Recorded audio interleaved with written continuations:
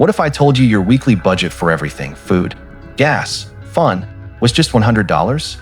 And what if you had to live like it was 1985 to do it? No apps, no Uber Eats, no Google.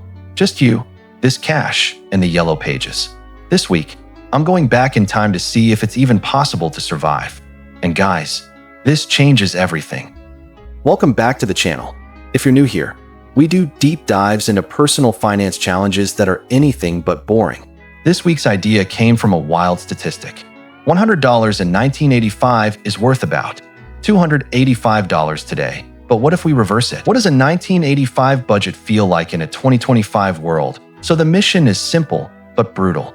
I've withdrawn $100 in cash. This is it, for food, for gas, for anything I might need. And to make it real, we're locking away anything my 1985 self wouldn't have. This isn't just a budget challenge. It's a time machine experiment. Let's break down the 1985 budget. First and biggest expense. Groceries. I get $45. And without my phone, I had to do my homework the old-fashioned way. No price comparison apps. I had to scour the physical newspaper flyers, clip coupons, and make a list. My diet this week? Extremely basic. A whole chicken had to become 3 meals. Leftovers weren't an option. They were the plan. Next up, transportation. $20 for gas.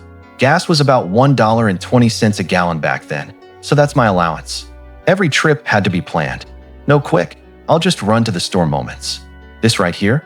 This changes how you see your city. And finally, a tiny sliver for entertainment, $10.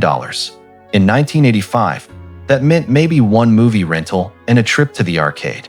For me, it meant the library was my best friend. Free books, free movies. It felt like hacking the system. And let's talk about the hardest part, the silence. No constant notifications. No endless scroll. If I was bored, I had to actually find something to do. It was terrifying, and then kind of amazing. And so after 7 full days, did I survive? Physically, yes. I still have $3.27 left. But more importantly, I learned something huge. This wasn't a story about being poor. It was a lesson in being rich with time. Without distractions, I read a whole book. I called my mom and talked for an hour. I actually tasted my food. I was present. The $100 wasn't the limiting factor. My 2025 habits were. This challenge forced me to be resourceful, patient, and intentional, skills we've completely outsourced to our phones. So what can you actualize with this? You don't have to go full 1985, but try a 1985. Saturday this weekend. Give yourself a cash budget. Put your phone in a drawer. Go to the library. Cook one big meal from scratch. See how it feels to be unplugged and intentional. I've put a printable 1985 budget worksheet in the description below to help you plan it. If you got any value out of this crazy experiment, if it made you think twice about how you spend your money and your time, then do me a huge favor. Hit that like button.